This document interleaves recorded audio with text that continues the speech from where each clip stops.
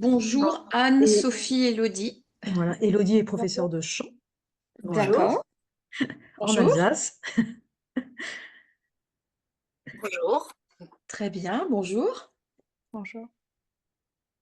Donc Sophie, vous pratiquez de quel instrument? Moi, c'est batterie. D'accord. Et vous êtes enseignante de batterie? Je suis enseignante et je joue dans pas mal de formations. D'accord. Quel type de formation? Des groupes? Ouais, groupe. D'accord. Et vous enseignez la batterie et d'autres percussions ou juste Non, la batterie? que batterie. D'accord, très bien. Elodie, vous enseignez quel style de chant? Alors, majoritairement musique actuelle, un D'accord, petit peu de lyrique, voilà, d'accord, majoritairement en indépendant et en école de musique. d'accord. Et Anne, Bonsoir. Alors, moi, bonsoir. c'est le violon et le piano, D'accord, en indépendant, en oui, cours particulier ou ensemble. d'accord. Et donc, voilà. Et puis tu joues aussi pas mal, tu joues assez souvent du violon quand même. Ah oui, oui, je Ah joue. oui, D'accord, très bien. Donc il y a beaucoup de polyvalence quand même. ouais. Alors ce que je vous propose, c'est de vous présenter un petit peu les mots des musiciens et ensuite, si vous avez des questions, de les mettre de côté et puis on aura un temps d'échange. Est-ce que ça vous va comme ça? Oui, Ouais, très Ok. Très bien. bien. Alors j'aime bien commencer avec une citation de Guy Corneau, qui est un psychanalyste et qui dit que lorsque nous mettons des mots sur les mots, les dits mots deviennent des mots dits et cessent d'être maudits. C'est-à-dire que c'est intéressant lorsqu'on a une souffrance de nommer cette souffrance et de la nommer dans son anatomie, dans sa localisation, pour pouvoir mieux identifier ce qui se passe. Alors, en fait, moi, je suis kinésithérapeute et je soigne les musiciens depuis 20 ans. Et dans ma pratique quotidienne, je peux classer un petit peu les mots des musiciens. En grande majorité, le motif de consultation, c'est le mal de dos, que ce soit les cervicales, les dorsales ou les lombaires. Ensuite vient le motif de consultation de la tendinite. Je ne sais pas si de votre côté, vous avez déjà eu des problématiques de ce type. oh là, oui. Oui. Mal de dos et tendinite, de façon équivalente ou... Oui, très bien. Plus en tendinite. Plus souvent tendinite, d'accord. Et le troisième motif de consultation, là, ça concerne beaucoup les flûtistes et pianistes. C'est le syndrome du défilé. Donc, c'est une souffrance des nerfs et des vaisseaux qui descendent dans le bras et qui peuvent provoquer fourmillement, picotement et autres problématiques. Et le dernier type de problématique, eh bien, ça va être des douleurs dans les poignets, douleurs dans les doigts, douleurs d'arthrose ou bien suite à une entorse, à un accident de vie. Voilà, mais globalement, les consultations des musiciens sont souvent liées au mal de dos ou aux tendinites. Et le mercredi soir, après une bonne journée de cours, est-ce qu'il vous est déjà arrivé d'avoir mal au dos? On a plein le dos. On en a plein le dos. Voilà, c'est ça. Alors, il est intéressant déjà de situer la zone géographique dans laquelle vous avez mal au dos, parce que si on a mal dans le haut du dos ou dans le bas du dos, on ne va pas traiter la problématique de la même façon, même s'il y a un lien étroit entre les cervicales et les lombaires. Donc là, vous avez trois colonnes, la même. Ici, est-ce que vous sauriez déterminer la première, si c'est une vue de face, de dos ou de profil? Est-ce que vous voyez ma souris? Oui, Oui, voilà, celle-ci, à votre avis, quand on regarde la colonne, de dos. sur Face. de face, tout à fait. De dos, c'est celle-ci. D'accord. Vous voyez les épineuses et il y a un relief. Et en fait, il y a toute une masse musculaire qui vient s'insérer là au niveau du relief des vertèbres. Et ici, le troisième, Profil. Profil. OK. Alors, profil droit ou profil gauche? Gauche. Profil gauche, tout à fait. Parce que là, on a l'arrière et là, on a l'avant. Alors, est-ce que vous pouvez déterminer quelle est la différence entre ces trois vues de la colonne? Qu'est-ce qui vous frappe comme différence? Ah bah, il y en a deux qui sont plutôt droites et une Et- Exactement. plus torsadée. Exactement. Donc, la vue de face et la vue de dos, la colonne est rectiligne, alors que vue de profil, on a ce que l'on appelle les courbures naturelles de la colonne. Et ça, c'est extrêmement important parce que souvent, on dit faut se tenir droit, faut avoir le dos droit. Mais au final, quand on est de profil, il faut quand même respecter ces courbures-là. Est-ce que vous avez une idée du nom des courbures? Non. Non. Alors, lordose, la lordose cervicale, quand c'est un creux, une kyphose, la kyphose dorsale, et lordose lombaire. Donc, les cervicales et les vertèbres lombaires ont la même courbure. Quand vous passez votre main, c'est creux. Est-ce que vous voyez ça? Oui. Si vous passez la main dans les, Oui, dans les oui. coups, et souvent on dit on est cambré, on a un creux dans les reins, eh bien, c'est cette courbure-là qu'il faut respecter. Donc, à vous déjà de vous déterminer dans quelle zone vous êtes en souffrance. Est-ce que c'est plutôt les cervicales? Est-ce que ça va être plutôt la zone thoracique ou la zone lombaire? Est-ce que vous savez identifier, ou voire même le sacrum? Est-ce que vous êtes en mesure d'identifier ce qui se passe? Oui. Oui, ça c'est très important. Donc voici les trois étages un peu plus détaillés. Donc là, vous avez la base du crâne ici, et vous avez les 7 vertèbres cervicales. Ensuite, on a relié aux côtes et aux omoplates les 12 vertèbres thoraciques. Donc on peut constater déjà que les vertèbres cervicales sont petites, plates, et doivent permettre des mouvements très importants et très amples. Et si on a des douleurs dans les cervicales, souvent les mouvements vont être limités. Au niveau de la cage thoracique, donc vous avez 12 vertèbres thoraciques qui sont elles-mêmes reliées chacune à 2 côtes. Cette colonne doit être également très souple.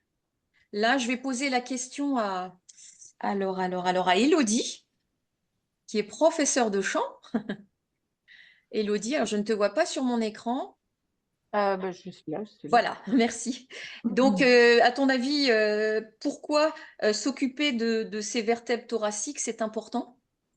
Pour la respiration, je pense. Exactement, tout à fait. Je savais que tu aurais la bonne réponse. Comme les vertèbres thoraciques sont reliées aux côtes, eh bien, c'est très important d'avoir une colonne dorsale très souple pour avoir une bonne respiration, une bonne colonne d'air quand on chante, ou même une bonne position lorsque vous pratiquez de votre instrument debout ou assise. Ici, nous avons donc les vertèbres lombaires, qu'elles sont au nombre de 5. Et vous voyez qu'elles sont assez grosses et assez denses. Pourquoi, à votre avis, les vertèbres lombaires sont très grosses par rapport aux autres vertèbres? Elles soutiennent plus de poids. Exactement, elles vont soutenir le poids du corps. Et elles vont soutenir autre chose. Imaginez qu'est-ce qu'il peut y avoir devant les vertèbres lombaires. Qu'est-ce qu'il y a devant? Tous les organes. Exactement. Et en fait, ce qui est très important à retenir, c'est que tous les organes vont être suspendus à ces vertèbres. Donc en fait, si on a des soucis de transit, des soucis digestifs, ça va accentuer la lordose. Donc c'est important d'évaluer le corps dans la globalité et de se poser la question, est-ce que mon transit est en forme? Est-ce que ma respiration est souple? Est-ce que mes mouvements au niveau des cervicales sont souples également? Donc de faire un autodiagnostic, ça c'est extrêmement important quand vous jouez de votre instrument ou quand vous êtes en phase de repos par rapport à ça, c'est d'établir comment je me sens dans mon corps, de faire un bilan et de vous dire est-ce que mes cervicales sont bien souples, est-ce que ma respiration est ample comme elle devrait être, est-ce que je me sens bien au niveau abdominal. Quel pourrait être le lien entre la respiration et justement l'abdomen? quel élément clé qui relie la cage thoracique à l'abdomen et qui permet le mouvement Le diaphragme. respiratoire? Exactement, le diaphragme, le muscle essentiel de la respiration. Donc, vous voyez, on met bout à bout là les choses, on remet les vertèbres les unes après les autres, les unes au-dessus de l'autre, et on va mettre en lien la colonne vertébrale finalement à la respiration. Donc ça, c'est extrêmement important, même si vous ne pratiquez pas d'un instrument avant, d'avoir une respiration souple dans votre pratique instrumentale. Et ça, par rapport à l'enseignement que vous avez, j'imagine que vous travaillez aussi avec les jeunes, de leur demander de ne pas bloquer la respiration. C'est important pour avoir une souplesse dans le jeu. Donc ça peut être un argument pour vos élèves, de leur dire que en respirant correctement, ils vont assouplir leur geste musical. C'est vraiment connecté. Respiration et geste musical sont extrêmement connectés, et d'autant plus lorsque l'on pratique un instrument avant ou le chant, bien évidemment. Alors, j'ai un petit quiz à vous poser. Quel est, à votre avis, le meilleur siège pour pratiquer votre instrument de musique et pourquoi? Ah, Il n'y a pas Alors, de débat de piano. non, j'ai fait exprès. C'est le ballon. J'ai fait exprès. Il n'y a pas debout, en fait. Alors, il y a debout. Mais là, je pars de la position assise, tout à fait. Remarque très judicieuse. Évidemment que la position debout est une très bonne position. Pour un violoniste, ce sera le B, tabouret haut. Oui. Alors, Pourquoi? Bah, parce que assis, mais on sera trop tassé, et puis on va s'entasser dans la chaise de toute façon, alors que sur le tabouret haut, bah, on arrive à garder la colonne droite, enfin droite. Pas, Aligné. voilà, Aligné. Merci, tu as bien retenu. a priori, c'est le ballon. Pourquoi le ballon? Parce que moi, j'ai eu des gros soucis de dos et le kiné m'a fait faire du ballon. Et m'a demandé de m'asseoir sur un ballon dès que je travaillais à l'ordi ou ce genre de choses, parce que ça obligeait ça permettait au bassin de pouvoir retrouver un peu de mobilité. Oui, tout à fait. Voilà. Mais Ensuite, oui, certains instruments, c'est un peu compliqué le ballon quand même. En termes oui, d'équilibre. Pour la tout à batterie, fait. par exemple, Pour la batterie, déjà, il y a un gros souci de coordination. Donc, si on rajoute un travail proprioceptif, là, oui, c'est Ouais, ouais, compliqué. ouais. L'assise oblique me semble intéressante, non? Ah oui, pourquoi? Elle permet d'ancrer les pieds dans le sol. Alors ça, moi, Mhm. je pense pianiste avec les pédales. Est-ce que c'est vraiment pratique? J'en sais rien du tout. C'est ça. C'est moi ce qui m'intéresse, c'est de se poser la question. J'ai envie de dire que c'est pratique, mais si je creuse Oui, la question, pourquoi? Comment? oui. Bah, sauf à part de s'ancrer, justement, un petit peu comme le ballon, finalement, on s'ancre dans le sol, on appuie bien sur les talons, sinon, bon. Mhm. Le fauteuil ergonomique, les roulettes, je ne suis pas convaincue. Là, je crois qu'on est tous d'accord que le fauteuil ergonomique, en tout cas pour jouer de la musique, n'est pas une bonne alternative. Et la chaise standard, qu'est-ce que vous en pensez?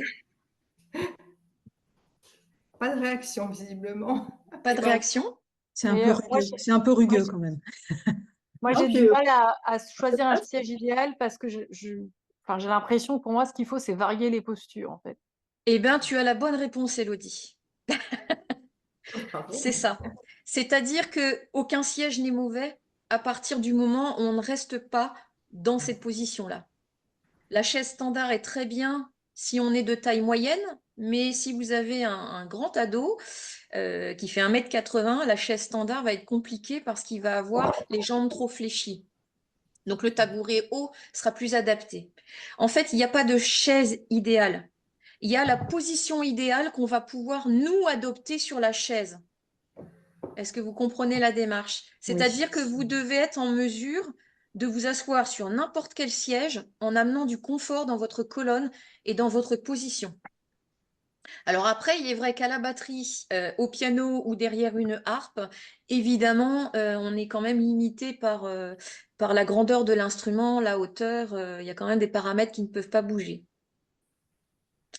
Donc en fait, le ballon, il est très intéressant parce qu'il va permettre en effet d'avoir une mobilité et de la souplesse dans le bassin et ramener de la mobilité. Mais pour jouer de la musique, votre cerveau, il a déjà énormément de dissociation à faire entre la maîtrise des doigts, la lecture de la partition, d'associer toutes ces choses-là. Si vous rajoutez un paramètre d'instabilité et de travail proprioceptif dans le corps, on va avoir un travail intéressant de dissociation de tâches dans le cerveau, mais par contre, pour avoir une performance musicale la meilleure possible et la plus technique et la plus précise possible, ça limite le résultat quand même. Parce que le corps sera tellement en train d'essayer de chercher à stabiliser sa position qu'il aura moins d'attention sur la technicité du geste musical. Est-ce que vous saisissez le sens de cette explication? C'est bon pour tout le monde? Oui, oui. D'accord. Et pour cette fameuse chaise avec assise oblique, j'ai mis ça parce que j'ai travaillé avec l'Orchestre de Bretagne et quand je suis arrivée, ils avaient déjà commandé les chaises. Et c'était des chaises, je vous dis ça il y a quelques années, mais c'était des chaises avec assise oblique. Et ils se sont retrouvés à beaucoup avoir mal au dos, notamment les pupitres des violoncelles qui sont déjà en position d'hyperlordose. Et la chaise oblique, en fait, va faire basculer encore plus le bassin vers l'avant. C'est-à-dire que si vous mettez une assise oblique, votre bassin va tourner et vous allez cambrer le dos. Est-ce que vous visualisez bien ce mouvement? Que si vous le faites là, en roulant sur vos ischions, sur les fesses, en faisant le dos creux, eh bien, on est basculé vers l'avant. Or, les instruments, vous avez notamment les violoncellistes, une ouverture de hanche avec l'instrument entre les genoux, vous allez trop accentuer. Ils sont déjà en antéversion, déjà en cambrure. Ça peut être le cas aussi chez les pianistes, d'avoir déjà une cambrure liée à la contrainte de la pédale, par exemple. Et chez les jeunes filles, notamment, qui sont encore en plein développement, une tendance à vouloir se tenir droite, mais du coup à engager trop de cambrure dans le bassin. Donc, franchement, la chaise avec assise oblique, donc déjà on élimine le fauteuil ergonomique, ça c'est sûr. Mais pour moi, on élimine aussi la chaise avec l'assise oblique qui va contraindre un petit peu trop les vertèbres lombaires et amener trop de cambrure et risquer du coup de provoquer des tensions musculaires importantes. Est-ce que c'est clair pour tout le monde? Vous avez Oui, bien... très bien. Oui. Là, je voulais vous montrer que vous avez, vous, en tant qu'enseignant, enseignante, certainement un grand sens de l'observation, mais que vous n'exploitez pas à 100%. Et je trouve ça intéressant de se poser la question. Vous aviez toutes des réponses justes parce que vous avez un sens de l'analyse, mais que vous ne l'exploitez pas à 100%. Donc, je suis sûre que avec ces petits outils-là que je vais vous donner aujourd'hui, ça vous ouvrira encore plus le spectre de l'observation, en fait, et d'avoir plus confiance en vous et de voir que vous connaissez des choses et que vous pouvez apporter un tas de choses à vos élèves. Alors voilà, j'expliquais le problème des violoncellistes. Bon, là, en plus, il n'a pas une très bonne position de pied, faut dire. Mais souvent, ils avancent le bassin pour se rapprocher au plus près de l'instrument. Alors, ici, vous avez donc une personne qui se tient debout avec une courbure assez physiologique des vertèbres lombaires, avec une cambrure naturelle. Alors qu'ici, bon là c'est bien parce qu'elle a exagéré, mais il y a parfois souvent chez les jeunes filles, une position comme ça de bassin très vers l'avant, avec du coup des pincements au niveau des vertèbres. Je pense là notamment à toi, Anne, qui enseigne le violon. Tout à fait. Voilà, je ne sais pas si tu l'as constaté, mais il y a... J'ai beaucoup de violonistes qui sont trop cambrés. Voilà. Et ben, je vais te donner à la fin un petit exercice que tu vas pouvoir transmettre à tes élèves pour les aider à prendre conscience de cette bascule-là. Merci. Voilà, on arrive à l'exercice. Donc là, c'est une petite illustration que je trouvais très bien faite. Donc ici, on a le dos creux. Ici, on a le dos rond. Alors là, ça peut être à l'inverse, les ados un peu trop fatigués, qui s'affaissent un peu sur leur siège, voilà, mais qui du coup deviennent plus trop disponibles pour jouer et qui sont un peu trop mous. Donc, il y a soit les élèves qui vont être trop tendus, un peu trop toniques, qu'il va falloir relaxer davantage, et les élèves un peu trop mous, qu'il va falloir dynamiser. Donc, ce petit exercice que je vais vous proposer va vous permettre d'aller faire les deux, en fait. Alors, donc vous voyez bien le petit dessin. Je vais vous proposer, je ne sais pas si vous êtes assise là assis sur un siège standard. Siège standard. Oui. Ah oui, j'ai oublié de vous poser la question. Quelle est l'assise idéale? Au bord de la chaise, au milieu de la chaise ou au fond de la chaise? Au bas. Au bord. Il y a d'autres avis? Ça dépend ce qu'on fait, en fait. Oui. Exactement. La réponse ça dépend est souvent très utile. Oui, on peut être au fond et on peut être très bien installé, tout dépend de l'instrument qu'on pratique. Mais les instruments avant, c'est très bien d'être bien assis au fond, d'avoir le dos bien adossé au dossier. Et pour la colonne d'air, par exemple, je pense aux trompettistes, aux trombonistes, d'avoir cet appui sur le dossier va faciliter le travail du diaphragme. Pour les chanteurs également. C'est même intéressant d'utiliser la position à califourchon. Parce qu'à califourchon, on va ouvrir les hanches, on va pouvoir avoir un appui sur le dossier devant et faciliter le travail de la respiration de la colonne d'air.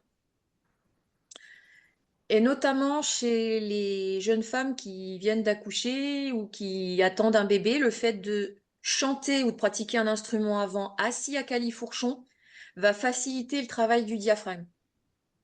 L'assise de la chaise. Donc par rapport au chant, c'est intéressant quand on a des jeunes femmes qui viennent d'accoucher ou bien qui sont enceintes, cette assise, les genoux bien ouverts, donc soit à califourchon, tout dépend du nombre de mois de grossesse, mais sinon à califourchon avec les mains en appui sur le dossier et le dos bien aligné. Et là, on va avoir une plus grande efficacité du travail du diaphragme. Donc, c'est intéressant de faire des exercices respiratoires dans cette position. C'est super intéressant parce que pour le coup, moi, je suis enceinte. Ah, bah voilà. Et en fait, honnêtement, c'est compliqué parce que je sens que mon diaphragme, il a vachement plus de mal à descendre, quoi. Bah oui, parce qu'il y a quelque chose en dessous. Bah, c'est ça. C'est ça. Et du coup, des fois, j'ai une sensation de manque d'air. Enfin, enfin, ouais, c'est compliqué. D'accord. Alors, cette sensation de manque d'air, évidemment, comme l'enfant prend de la place, il va remonter le diaphragme et il va réduire la capacité pulmonaire. C'est tout à fait normal. Ok, d'accord. Donc, ce que tu peux essayer de faire, c'est essayer de travailler à développer ta respiration derrière, au niveau des D'accord. coupoles, derrière, parce que les poumons descendent un petit peu plus bas derrière qu'ils ne sont devant. Souvent, on pense la respiration devant, mais c'est très intéressant d'être justement appuyé sur le dossier de la chaise, relâcher les épaules Mhm. et d'essayer d'ouvrir la respiration dans le dos par rapport à la voix. Ok. Ok, super. Voilà. N'hésite pas à me reposer tout à l'heure une ou deux Ouais, petites questions, qu'on revienne dessus, il n'y a pas de souci. ça marche. Alors, je suis partie un petit peu loin là de mon propos. Je parlais de l'exercice. Ah oui, de nos fameuses assises, devant, au milieu ou au fond. Eh bien, c'est la même chose que la question avec le siège, c'est-à-dire ça va dépendre de ce qu'on va faire exactement. Et ça dépend, par exemple, pour les violonistes en orchestre, si on est gêné avec l'archet ou pas. Parce que si on est au fond de la chaise, là, on tape dans la cuisse, c'est pas du tout agréable et confortable. Donc, voilà, donc à gérer. Par contre, au bord, je suis pas très fan parce que souvent les sièges ont une petite courbure comme ça au bord et on revient à notre petite chaise, vous savez, avec le coussin triangulaire en pente là. Et si on est trop au bord, on va avoir le bassin qui va un petit peu trop partir en cambrure. Voilà. Quand on dit au bord, souvent, c'est pas au bord-bord, mais attention, parce que si vous dites à vos élèves de s'asseoir au bord, ils peuvent s'asseoir un peu trop au bord et du coup, ça peut engager et aussi une petite retenue de la chaîne musculaire avant qui va pas vouloir qu'on se casse la figure. Donc, on stimule un petit peu trop la chaîne musculaire devant. Après, souvent, on dit au bord. Enfin, moi, je sais que je leur dis de s'asseoir au bord. C'est aussi pour qu'ils aient les pieds au sol. Enfin, en fonction de Ah leur oui, alors, taille. voilà, ça c'est une question essentielle. Souvent, les enfants sont assis sur des chaises où ils ne touchent pas les pieds par terre. Voilà. Adapté, ouais. Voilà. Donc, il y aurait deux solutions pour aider. Et ça marche pas mal. C'est les espèces de petits carrés de mousse de yoga. Je ne sais pas si vous connaissez, les petits rectangles là. Et parfois, comme petite cale sous les pieds, c'est pas mal. C'est un objet qui n'est pas lourd, pas trop encombrant, puis on peut en avoir deux superposés. Et du coup, l'enfant peut avoir ses appuis tout en restant bien assis sur la chaise. Voilà, il y a des petites alternatives comme ça qui peuvent être intéressantes. Bien, avoir une chaise d'enfant, une Bah oui. chaise adaptée à la hauteur de l'enfant. Mais Alors, pas devant le piano. oui, Devant le piano, c'est pas possible. Effectivement, il faut des petits tabourets où on leur met des petits tabourets sous les pieds pour Oui, pouvoir c'est ça. avoir. alors, pour le piano, chez les jeunes, j'ai des enseignants de piano qui les font jouer debout, pour le coup. Mhm. Pour travailler au départ sur le relâché de bras, la notion de poids du bras. Et il trouve que ça peut, enfin, c'est de l'expérience qu'on m'a rapporté, que le fait de les jouer debout, ils sont bien dans leurs appuis et ils apprennent du coup un geste avec vraiment cette notion de poids de bras qui peut être intéressante. Je ne Mhm. sais pas si Marie-Lise, de temps en temps, tu as essayé cette technique-là? Debout, je les fais jouer debout quand ils s'amusent à appuyer un peu sur la pédale parce que sinon ils sont trop petits. Mais ils sont quand même très déséquilibrés, donc c'est Ouais. pas plus Sans pour la le jeu. pédale, hein. Moi, je parlais de ce Oui, oui, travail-là oui, sans bien la sûr. pédale pour vraiment travailler sur le poids Non, du bras debout, et le geste. Ouais. il est très jeune pour se déplacer dans le cadre, oui, de jeux autour du piano, effectivement, mais j'ai Mhm. jamais pensé à les faire jouer sur une séance debout, à tester. Ah, voilà, tester.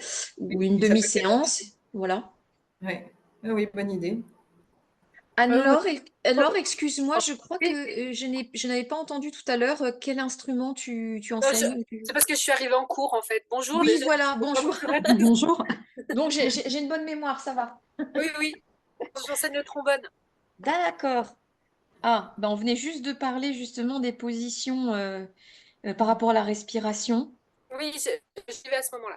Voilà. Ah, t'es arrivé juste à ce moment-là. Bah, parfait. Sinon, tu Oui, pourras voir avec le Et le replay. replay. Merci. Voilà. on a des nouveaux arrivés aussi. On a Marjolaine et puis Jimmy. Ah, bonjour Marjolaine et bonjour Jenny. Bonjour Sophie. Alors Marjolaine, tu joues de quel instrument? Moi j'enseigne le chant et le piano. D'accord. Et est-ce que tu chantes en jouant du piano? Oui, Ok. Et est-ce qu'au niveau de la colonne d'air, tu te sens à l'aise? Comment tu gères ça? ouais, en fait j'aime bien souvent même pour mes chanteurs, je passe par la phase assis pour expliquer certaines choses de respiration avec un peu de Très rétroversion du bien. bassin, là, pour qu'ils sentent Parfait. les trucs. Donc même Mhm. ceux qui jouent pas de piano passent par la phase un peu assis dans le travail. Ça réduit un petit peu l'espace entre le sol et, et le haut de la Oui. tête pour Mhm. faire les choses. Et puis oui, pour les pianistes, par contre, ceux qui ne chantent pas, on ne se préoccupe pas trop de tout ce qui est respiration. Je fais juste gaffe, je suis arrivée à ce moment-là justement sur la position, sur le tabouret. D'accord. Et le souci des pédales, j'ai bien noté les pattes de yoga, ça c'est une super bonne idée. Ok. Alors, je vous propose de passer à l'exercice.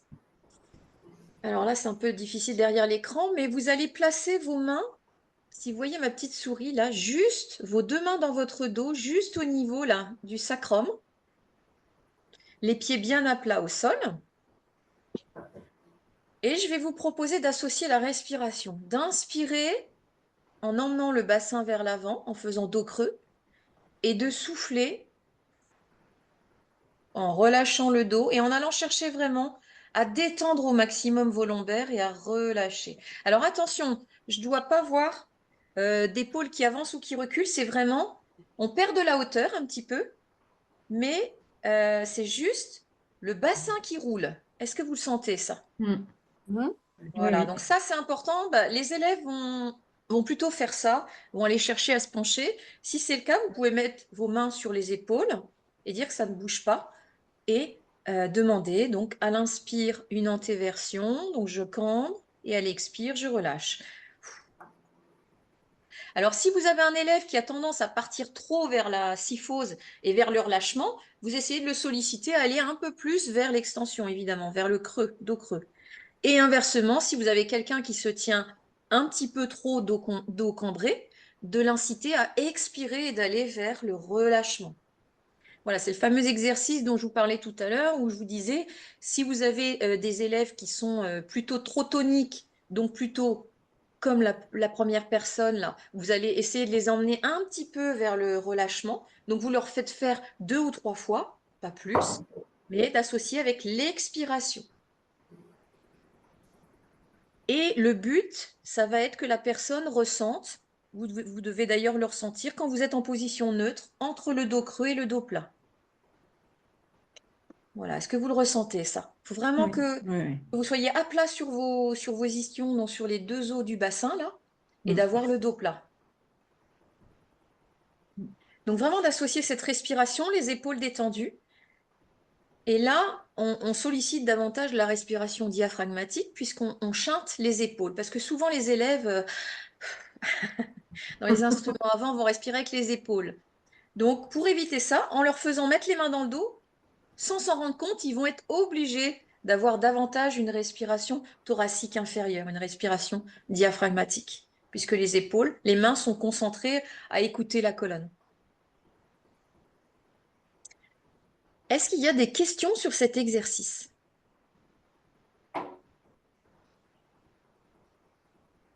Moi, je m'imagine bien le faire à mes pianistes, petits et grands, au milieu d'une séance. Parce Tout à que fait. tu parlais des épaules, Sophie, ben forcément, au piano, on se crispe très vite. On a très vite Exactement. mal aux omoplates, derrière les hémoplates.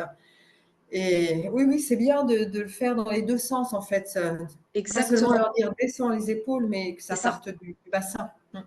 D'ailleurs, il y a une très bonne astuce que j'utilise beaucoup en rééducation quand je travaille sur une posture avec un instrumentiste, c'est de faire diversion. Si vous voyez que votre élève est crispé avec ses épaules, si vous lui dites descendre ses épaules, ça va le focaliser sur ses épaules, il va se crisper encore plus. Alors que si vous lui dites, ah bah tiens, je trouve que tu es un peu cambré, même s'il a les épaules montées, vous lui demandez de faire l'exercice et il va se détendre les épaules. Et après, vous lui faites remarquer, tiens, tu as descendu tes épaules. Vous voyez? Ah Ça, oui, tout à fait. en pédagogie, c'est extrêmement intéressant de faire diversion au niveau du cerveau par rapport au corps. Parce que vos élèves, Ouais. la plupart du temps, veulent bien faire. Donc, ils veulent tellement bien faire qu'ils sont attentifs et qu'ils sont un peu en tension. Et si vous leur dites, pareil avec un archet, quand on dit à un élève, détends ton poignet, ben, il va se crisper le poignet. Alors que si on lui dit, ben, là, tu vas ouvrir ton coude, hop, le poignet va se détendre tout seul. Alors qu'on n'aura pas parlé du poignet.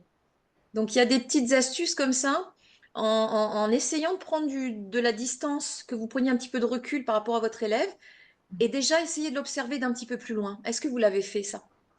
De reculer, parce que souvent on est le nez sur la partition, le nez sur le clavier, ou vraiment très proche, de reculer et de regarder si les épaules sont alignées avec le bassin, ne serait-ce que ça, déjà, ça vous donne un point de vue beaucoup plus large. Est-ce que ça, c'est quelque chose que vous avez déjà fait ou... Bonjour Oui. Laetitia. pardon. Ouais, pas de souci. Est-ce que vous avez déjà fait ce genre de choses? Mm. Oui. Super. Oui, moi je suis assise, je vois mes élèves en fait de profil, mais j'ai jamais pensé à aligner l'idée d'aligner. Donc je note tout ça. Bah, très bien, il faut. C'est Ouais, fait moi, je pour. n'ai pas pensé en version posturale, mais juste le fait, souvent, ceux qui débutent et qui sont un peu angoissés se rapprochent beaucoup de la partition Tout à parce que fait. ça va être peut-être plus facile à lire. Et moi, je leur parle plus de vision, où en fait, je leur dis, si vous vous éloignez, d'un coup d'œil, vous voyez la partition et vos mains. Alors que si vous êtes proche, vous devez tout le temps baisser, lever la tête, c'est pas très agréable pour vous, et autant prendre du recul pour cette chose-là. Mais j'avais pas pensé à la posture, juste sur l'aspect vision. C'est ça. Bah, faut allier les deux parce que ce que vous dites ce que tu dis est totalement juste. Le fait d'ouvrir le champ de vision, mais pareil, tu lui refais faire le petit exercice, il va forcément reculer. Et Ouais. là, tu peux lui dire bah, comment tu te sens par rapport à ta partition. On change le contexte physique, corporel, pour amener la personne à déduire que, comme ça peut être intéressant. Ouais. Parce que de toute façon, il y a toujours une angoisse quand on veut changer, entre guillemets, enfin apporter des améliorations au geste musical. Je peux être confrontée parfois à des musiciens qui disent: «Oh là là, mais vous n'allez pas me changer ma façon de jouer, Ah non, non, non, ça n'a rien à voir. Il y a une angoisse de perte de contrôle sur l'instrument qui est assez importante, même peut-être pour des jeunes et des débutants qui commencent à avoir leurs petits repères. Et si on lui dit: bah, tu vas faire un petit peu autrement, ouh là là, c'est angoissant, Ah, anxiogène. pour le chant, c'est terrible, hein. Dès que j'essaye de toucher aux positions de mâchoire et tout, il y a des. Bah, ils ont l'impression qu'ils vont plus réussir à chanter et que je vais même changer leur voix, quoi. Oui. Eh bien là, il y a des façons de faire un exercice, mais pareil, en nous donnant une distraction, en donnant pas l'objectif de détendre la mâchoire, mais en donnant l'objectif d'avoir une voyelle plus ouverte, par exemple. Ouais. Voilà, de pas, comment je dirais, c'est ce qui est délicat avec le corps. En plus, on touche à l'intime de la personne. Donc, c'est important de prendre un petit peu de distance et d'envisager, c'est toute une gymnastique, hein, d'envisager le geste autrement, en fait. De voir un autre objectif qui va pouvoir motiver. Et souvent, c'est l'amélioration de la technicité, l'amélioration du son, surtout. C'est intéressant de dire, bah, écoute, quand tu fais ton son, là, tu vas juste ouvrir ta bouche et tu refais le même son. Pas lui donner la solution, mais lui dire qu'est-ce que tu en penses? Mm.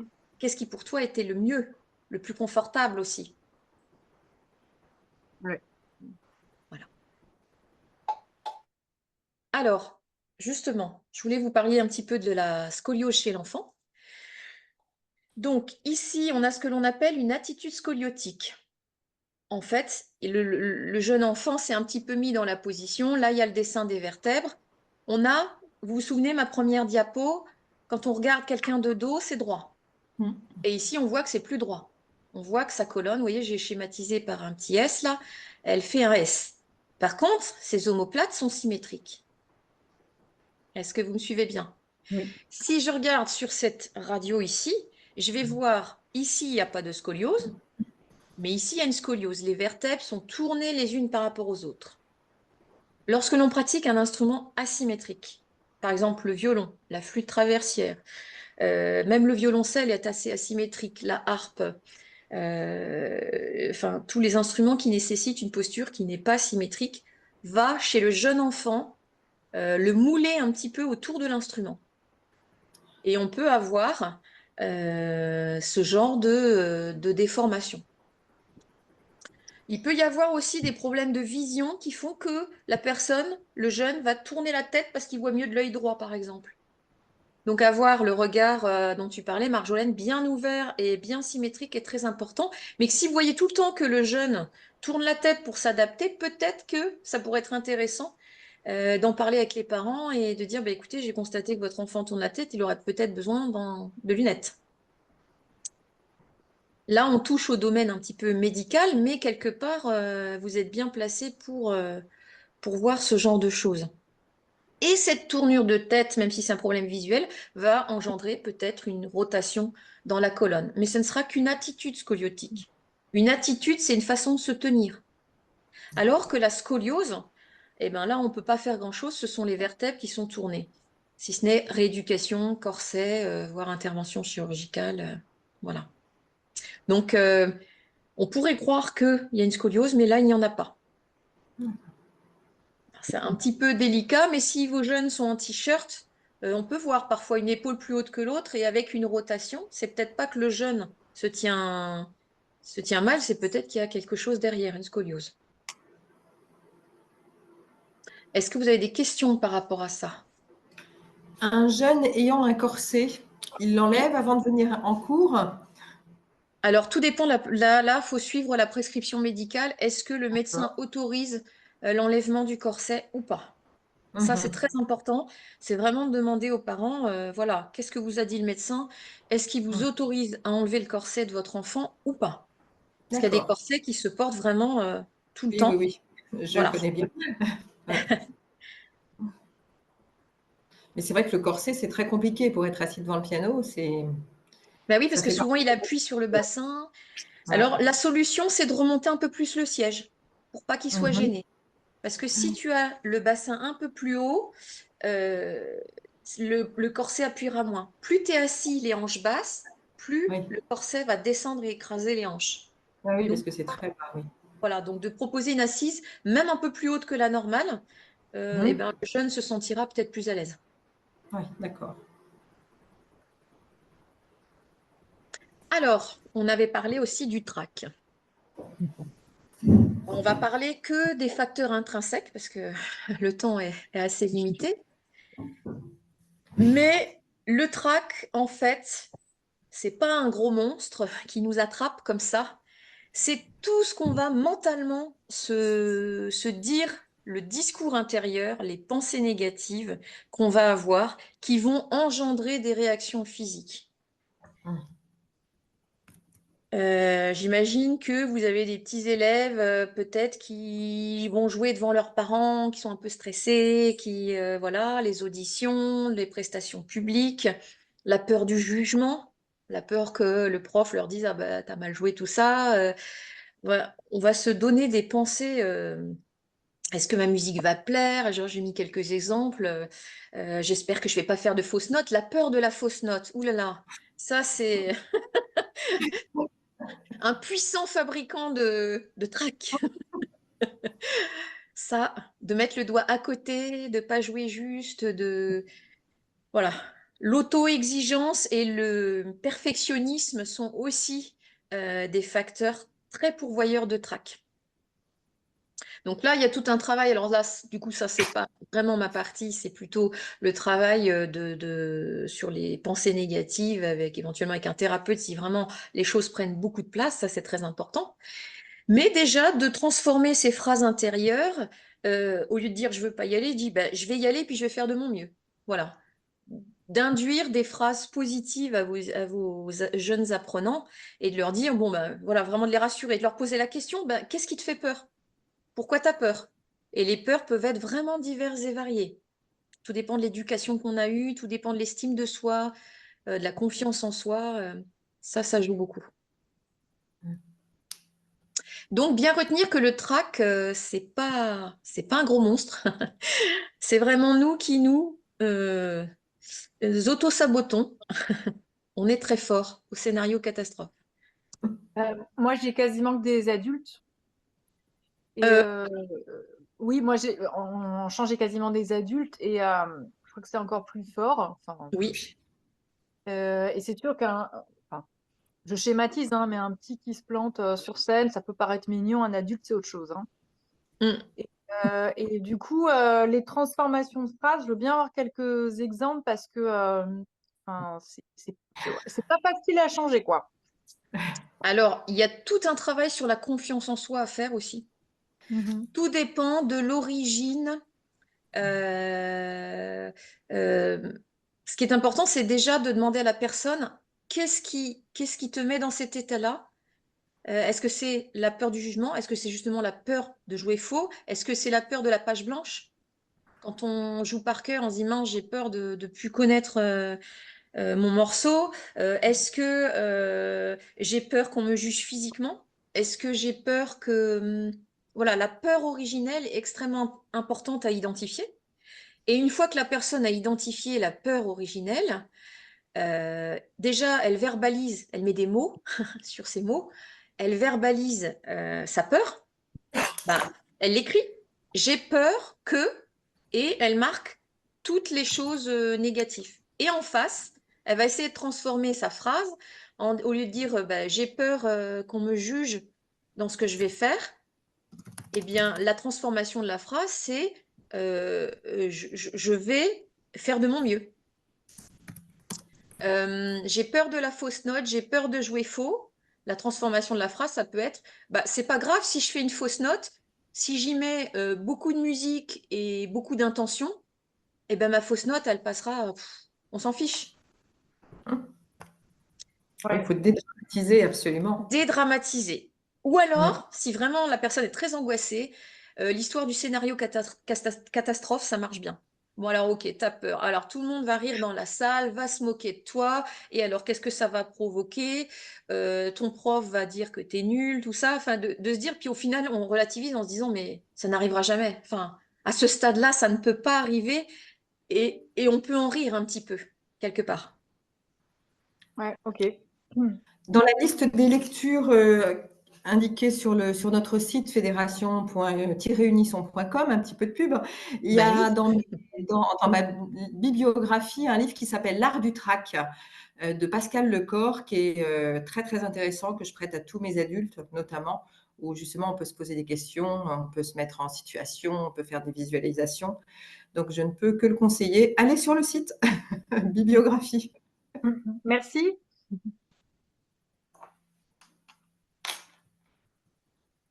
Alors, dans la manifestation physique du trac, là, c'est un petit peu plus ma partie. Donc, notre cerveau reptilien, donc c'est le cerveau de réflexe primaire hein, qui va être l'instinct de survie.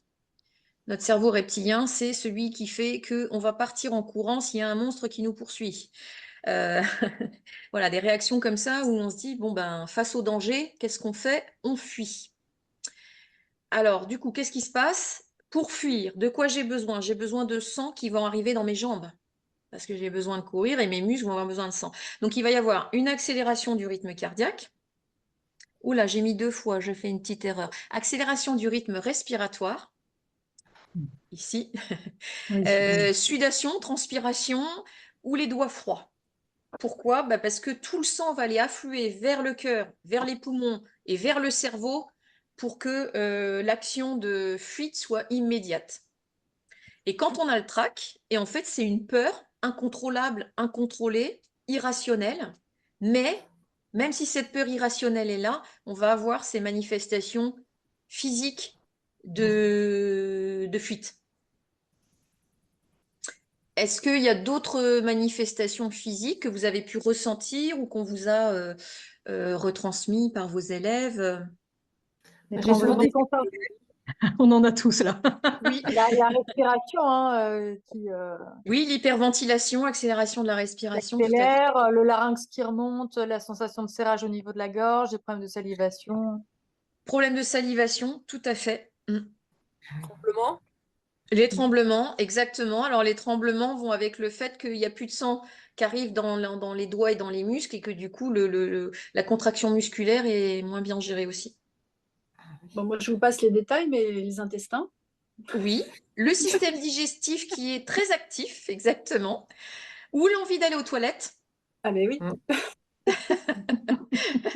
En fait, c'est toutes les fonctions vitales qui sont activées par l'activation du système sympathique qui, en fait, ne l'est pas du tout.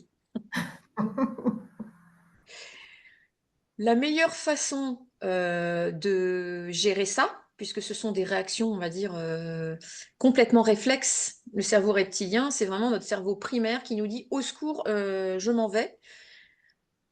Eh bien, c'est de se recentrer, de se reconnecter à la réalité, à l'ici et maintenant, à l'instant. Peut-être que vous connaissez déjà des exercices de cohérence cardiaque. Oui. Voilà. Oui. Des exercices de respiration qui vont être très efficaces aussi.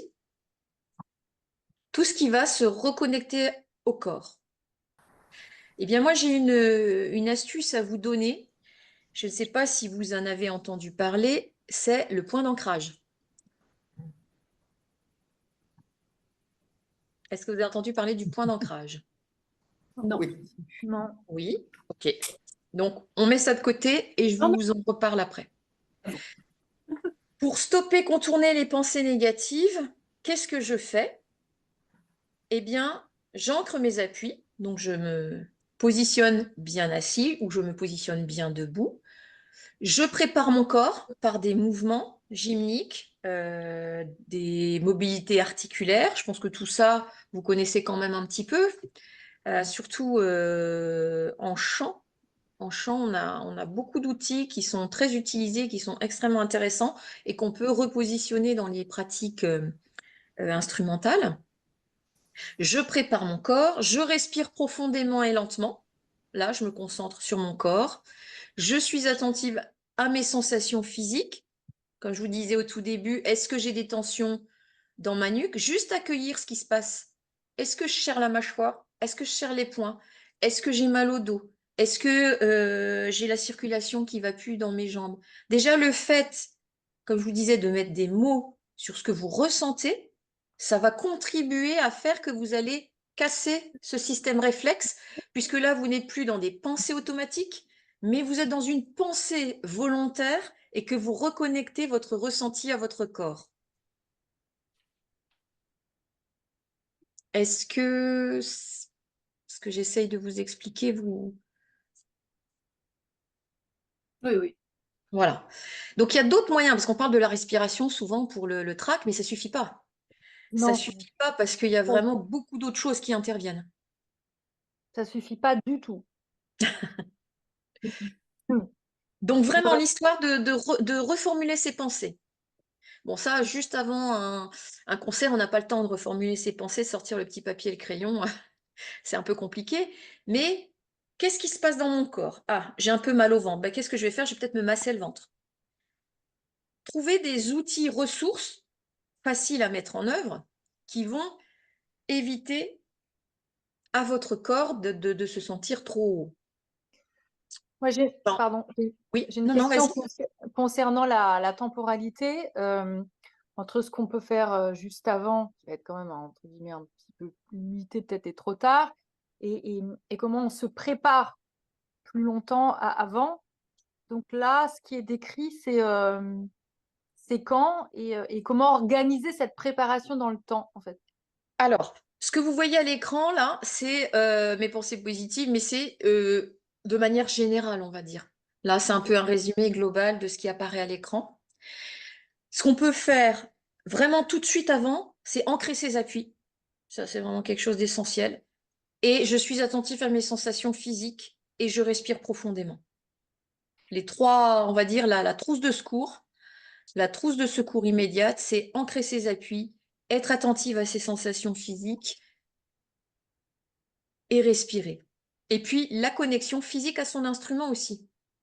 Ça a l'air de rien, mais rien que le fait de prendre son instrument et de se dire, je suis en train de prendre mon instrument, je suis avec, votre cerveau, il oublie finalement toutes les idées parasites qui arrivent puisque vous êtes en train de faire focus sur une sensation. Le côté sensitif, kinesthésique, touché est essentiel et c'est vraiment quelque chose d'extrêmement important. Le massage aussi, vraiment. J'ai mal au cervical, et ben je vais me frotter les cervicales. Donc dans l'urgence, allez dans votre ressenti, dans votre écoute et utilisez la trousse de secours, ancrage des appuis, respiration lente, se connecter à ses sensations, se connecter à son instrument. Une façon aussi de se préparer, c'est si vous êtes dans un groupe, rien que le fait de se mettre ensemble, ne pas parler, mais respirer ensemble, ça c'est extrêmement intéressant. D'essayer de caler sa respiration sur la respiration de l'autre. Et ça crée une connexion très très intéressante. Ça, Et là, je parle tous instruments confondus, hein, pas forcément que le chant ou les instruments avant. Oui, Anne-Laure? en fait, c'est intéressant dans le sens où on se prépare avant, mais ça peut arriver aussi d'un coup, en plein concert, enfin en plein moment de jeu, quoi. C'est ça. Et donc là, à ce moment-là, plein moment de jeu, si vous êtes plusieurs, un regard, se connecter à l'autre, ça c'est intéressant. D'accord. Pas être que dans la musique, mais d'être connecté avec les personnes, se dire, ah ouais, il est là, bon, on est en train de jouer. Enfin voilà, de faire vite fait un switch dans le cerveau pour se dire, là, je suis ici. Et si ça arrive pendant le jeu, vraiment ce côté regard, connexion, ou si vous avez besoin de vous connecter avec votre instrument. Vous êtes tromboniste, hein, c'est ça, Oui, Anne-Laure? Ben oui, voilà, rien que de vous c'est- reconnecter avec le mouvement de la coulisse, d'être connecté à ce qui se passe, aux gestes que vous êtes en train de faire. Mais quand on est pianiste, par exemple, et qu'on a les doigts qui glissent et qui veulent plus adhérer aux touches, comment on Oui, fait? alors ça, c'est un problème de sudation, je pense. Donc, ce qui est intéressant, c'est d'avoir au départ de s'essuyer les mains, de bien les essuyer. Et j'ai envie de dire, la sudation, c'est vraiment quelque chose, c'est l'outil, enfin, c'est la problématique sur laquelle on va avoir le moins d'impact, hein.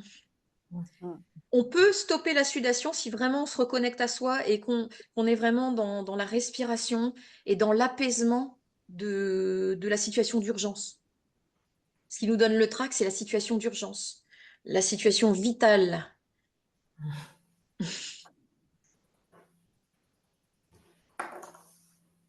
Dans les symptômes que tu décrivais tout à l'heure, Oui, Il y avait sudation et à côté doigt froid. Et alors oui, moi, j'ai découvert ce que c'était les sueurs froides. J'ai un élève, et quand il a terminé le cours, vraiment le piano est trempé.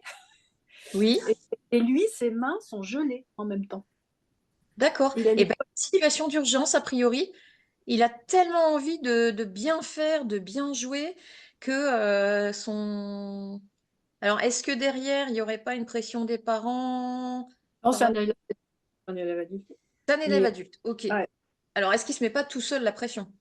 oui, certainement. Voilà. Mais non, c'est impressionnant comme ses doigts sont froids et en même temps transpirent. Enfin, c'est vraiment impressionnant. Ah bah oui, C'est ça c'est typique de déclenchement du système sympathique. Donc, pour casser le système sympathique, c'est l'expiration. Et apnée. Et on recommence. Inspire, expire le plus lentement possible. Et le petit temps d'apnée. Et le temps d'apnée, en fait, comme on est concentré sur le temps d'apnée, on chante pareil ce système sympathique. Donc peut-être de lui faire à votre élève ce petit exercice d'expiration, apnée, 3 fois avant de jouer. Et vous lui demandez de le faire chez lui pour casser cet automatisme de stress. Alors du coup, c'est à faire quand? C'est enfin, régulièrement, chaque soir, enfin, même si on joue pas, ou c'est avant de jouer? Comment vous Alors, l'expliquez? là, je viens de rendre le contexte vous donner le contexte de juste avant dans l'urgence ou pendant. Et dans la longue préparation avant, eh ben, il y a un travail sur la visualisation, un travail sur la préparation physique, et après des étirements le soir. Enfin, il y a toute une routine quotidienne à mettre en place autour de la pratique instrumentale, en fait. La préparation sur le long terme, c'est vraiment la préparation physique, comme un athlète de haut niveau, comme un sportif de haut niveau va se préparer à une performance. En tant que musicien, on oublie qu'on est des athlètes de haut niveau et que, eh ben, il y a la performance musicale et qu'il faut s'y préparer. Mais du coup, cet exercice de respiration, c'est à Ce- faire. le dernier que je viens de dire, là, de Oui, souffler, apnée, oui, oui. c'est pour les gens peut-être qui sont aussi en hyper émotivité, qui sont tendus et qui hyperventilent, un petit peu comme ça, d'aller vraiment apaiser et on active un petit peu le système parasympathique. Donc le Et ça, système qui va être l'inverse. c'est à faire avant de jouer, du coup, ou ça rentre Ça dans peut la être préparation. c'est tout. C'est un outil, on va dire, multi-effet. Vous pouvez le faire tous les jours. Justement, le mieux, c'est de le conseiller de le faire tous les jours avant la pratique pour vraiment engager une détente et un désamorçage de l'activation du système sympathique. Finalement, c'est déconditionné. Exactement, c'est un déconditionnement, tout à fait. Alors, c'est pas grave si on déborde? Non. Marie-Lise, Non, ça va? ah, Bon, c'est très bien. gentil. Merci. Je crois qu'on est tous, on écoute très attentivement. Ouais, ça fait plaisir. Alors, ce fameux point d'ancrage, qu'est-ce que c'est? Le point d'ancrage va permettre à votre cerveau de vous reconnecter à votre corps, mais de connecter votre corps à votre cerveau. Ça marche dans les deux sens. Parce que si on n'est que dans la volonté, souvent en musique, on est beaucoup dans ce que j'appelle la voix descendante. Je donne un ordre à mon corps exécute. Je donne un ordre à mon corps et mon corps exécute. Et ce qui est intéressant, c'est de faire fonctionner la voix ascendante pour casser un petit peu c'est unidirectionnel, on va dire. Et c'est quoi la voix ascendante? C'est la voix sensitive, la voix du toucher. Donc, pour casser un petit peu ces angoisses de la peur de perdre du contrôle du geste, on va induire. Alors, il y a 2 points d'ancrage. Je vous ai mis 2 petites photos là.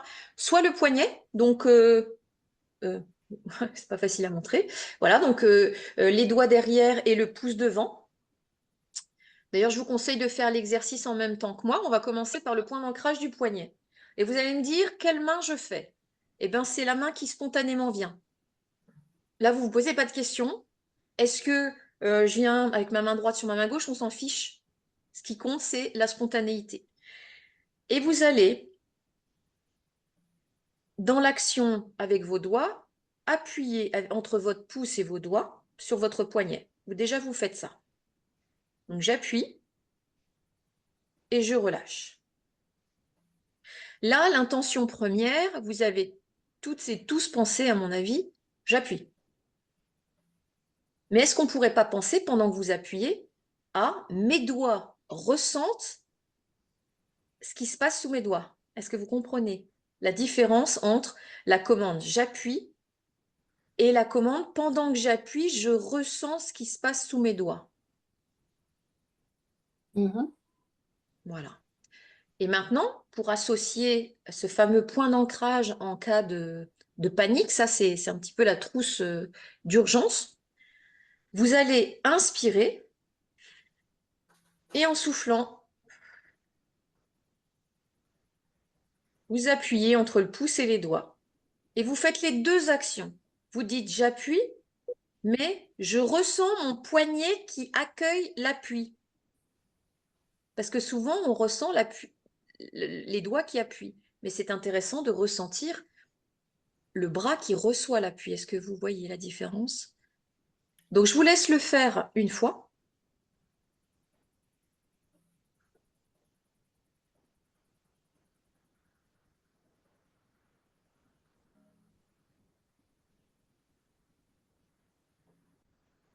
Et vous pouvez faire 2 ou 3 cycles respiratoires. Et c'est encore plus efficace que la cohérence cardiaque parce que c'est un effet beaucoup plus immédiat d'apaisement. Est-ce que vous l'avez ressenti, ça? On a maintenant le deuxième élément. Ça, c'est un peu plus discret, mais ça marche très très bien parce qu'en plus, c'est un petit point d'acupuncture, justement d'activation du système parasympathique, donc c'est intéressant. Donc, ici, voilà, c'est plus clair sur la photo. Donc, vous attrapez le muscle adducteur du pouce, là, entre le pouce et l'index. Donc là, la photo, elle appuie fort, hein, vous n'appuyez pas aussi fort que ça, on est d'accord, hein, on se fait pas mal.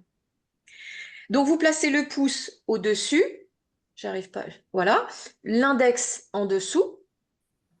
Le mieux, c'est de placer les coudes le long du corps, les bras le long du corps, et on fait la même chose. Vous inspirez, et sur l'expire, vous appuyez entre votre pouce et votre index.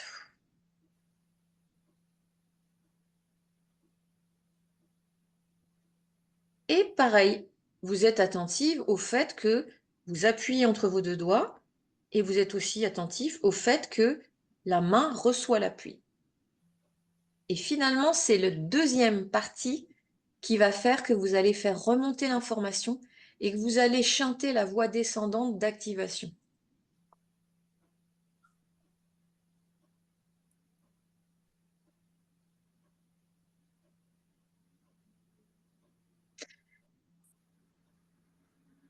Voilà, et puis vous pouvez le faire de l'autre côté également, hein. C'est pas mal de s'y maîtriser au niveau du cerveau aussi.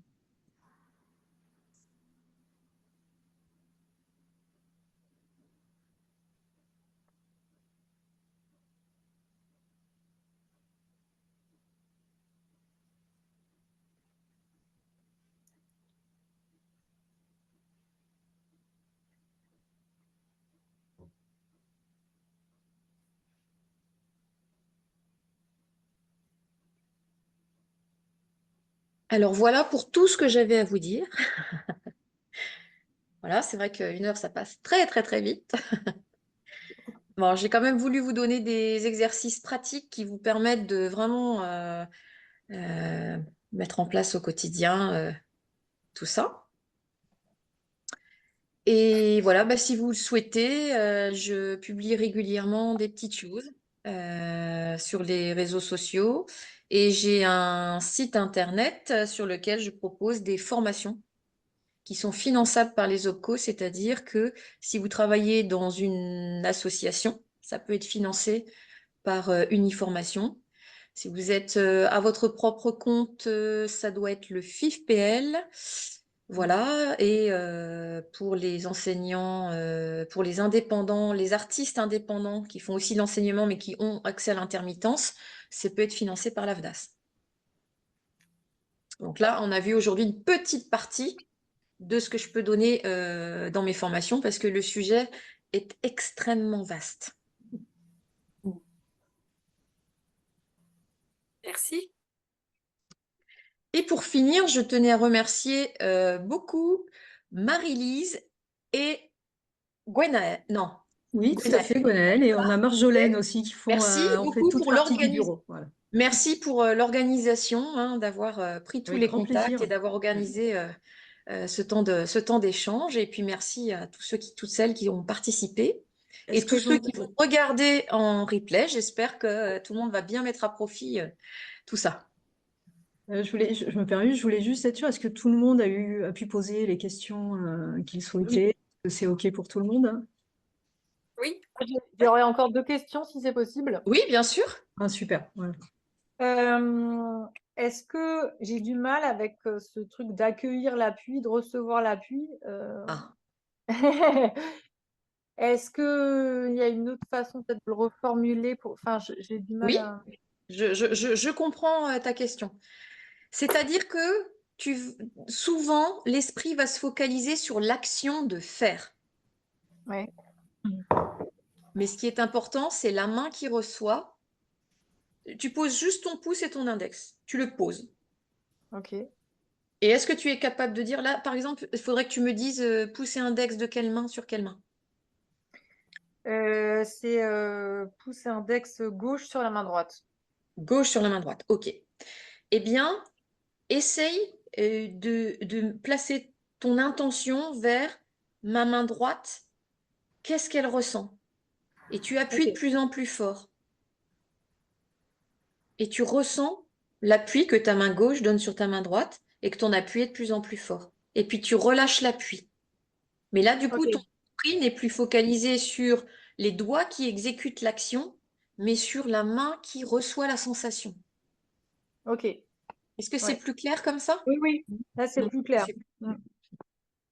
Ok. Et ma deuxième question, c'était par rapport à la respiration thoracique. Donc, j'ai bien noté la position à califourchon. Mhm. De manière générale, même par rapport aux élèves, est-ce qu'il y a des exercices pour vraiment plus développer la respiration thoracique? Bon, c'est tout un chapitre, Alors, franchement, la ben voilà, c'est respiration, ce que mais j'allais dire, c'est que là, voilà. du coup, c'est carrément un autre sujet.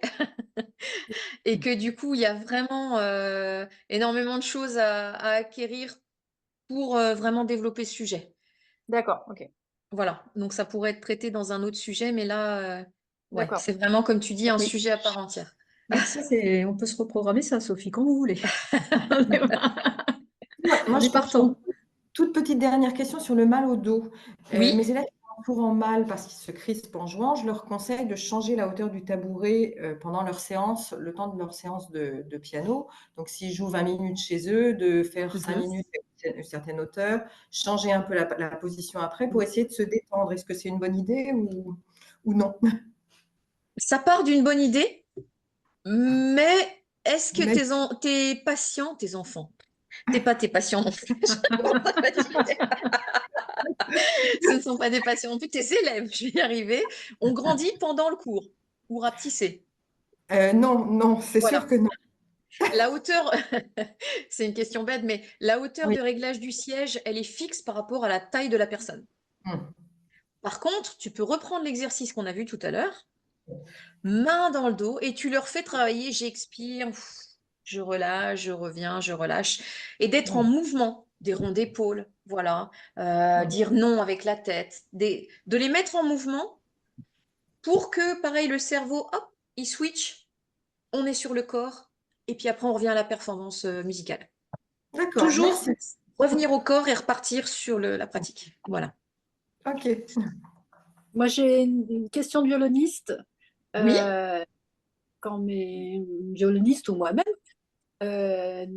quand il y a des tensions qui s'installent dans les bras, moi, je dis, Lequel? bras gauche, Oui. je dis à mon élève, vois où est ta tension et essaye mentalement de détendre. J'essaie de le faire moi-même quand je joue. Mhm. Et il y a une tension, par contre, que moi, je ne peux pas, sur laquelle je n'ai aucune action. Oui. C'est la mâchoire Mhm. qui provoque des maux de tête. Mhm. Ça, bah, on pince, et ça, enfin, il y a une pression de la mâchoire sur la mentonnière, et celle-ci, on ne peut pas l'enlever. Alors, j'ai envie de dire, ça veut dire que tu pinces trop le menton sur la mentonnière. La mentonnière accueille le menton, mais il n'y a pas de pression. Parce que si tu fais une pression, la mentonnière va faire déraper ta mâchoire. Alors on est d'accord, c'est un millimètre, mais ça va faire déraper ta mâchoire et ça va créer des tensions énormes.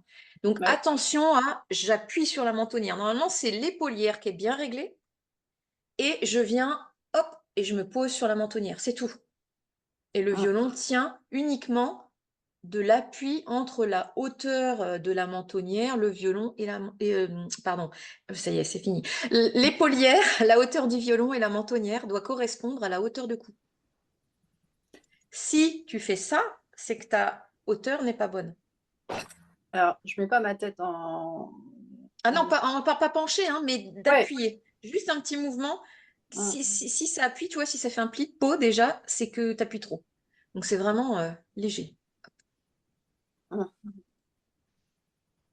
Ok. Alors, chez les violonistes, ce réglage d'épaulière, de mentonnière centrée, pas centrée, c'est aussi tout un sujet. Mais voilà, à réfléchir, Anne, peut-être que, est-ce que ça fait longtemps que tu as ton épaulière? Est-ce que ça fait longtemps que tu as ta mentonnière? Est-ce que tu as essayé de bouger un petit peu tout ça, de changer l'équilibre, de revoir autre chose, éventuellement? Voilà, une Oui, piste.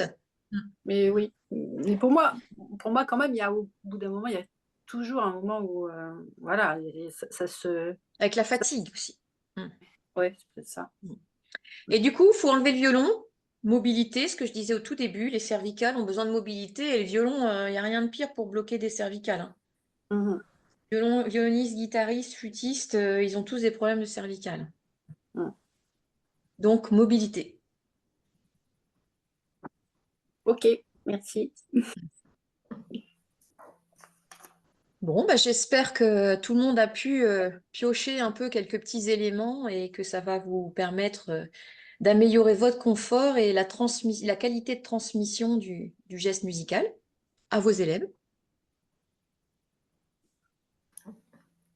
Bah merci, moi j'ai trouvé Merci. ça super intéressant et vraiment s'il y a d'autres formations, enfin petites réunions comme ça de ce type, ça m'intéresse, hein, je dis ça. D'autant plus que moi étant en école de musique, je trouve qu'il y a vraiment pas du tout de prévention enfin, c'est vraiment des domaines qui sont écartés, presque tabous des fois et c'est vraiment dommage, quoi. Vous êtes dans quel établissement? Alors moi, donc en Alsace, je suis dans 2 écoles municipales à Saverne et à Lavensono, bon voilà. D'accord. Et c'est pas des conservatoires, mais même avec les échos que j'ai au conservatoire, c'est pas du tout abordé, hein, ce genre de choses. Et Alors, tout ce track non plus d'ailleurs. Enfin voilà. C'est vrai que moi je suis en Bretagne et du coup, bah là, je vais régulièrement dans les conservatoires et je tourne et ça se démocratise beaucoup en fait. D'accord, c'est bien. Après, je peux venir en Alsace, hein. Ça me dérange pas. J'ai vécu 4 ans en Alsace, donc s'il faut venir faire une formation, je suis prête à faire le déplacement pour la formation. Ok. Faut pas hésiter, hein. Moi j'aime bien voyager. J'ai vécu à Mulhouse pendant 4 ans. D'accord. Et oui, oui, oui. Voilà, donc si tu veux, n'hésite pas à m'envoyer un petit message et on peut échanger et puis voir éventuellement ce qu'on pourrait organiser. Et du coup, ce serait pris en charge par le conservatoire. S'il est dépendant du CNFPT, ça peut être CNFPT aussi. Je sais pas, voilà. Enfin bref, il y a des solutions qui existent. Ok, ça marche. Voilà. Super. Super, un grand merci, Sophie. Eh bien, avec plaisir. Merci à vous d'avoir organisé ce présentation. temps. Et puis, on peut se prendre un petit temps là, juste. Oui, bien sûr, avec plaisir. Eh bien, au revoir tout le monde. Merci beaucoup à tous de votre présence. En tout cas. Prenez soin de votre corps d'artiste. C'est ça.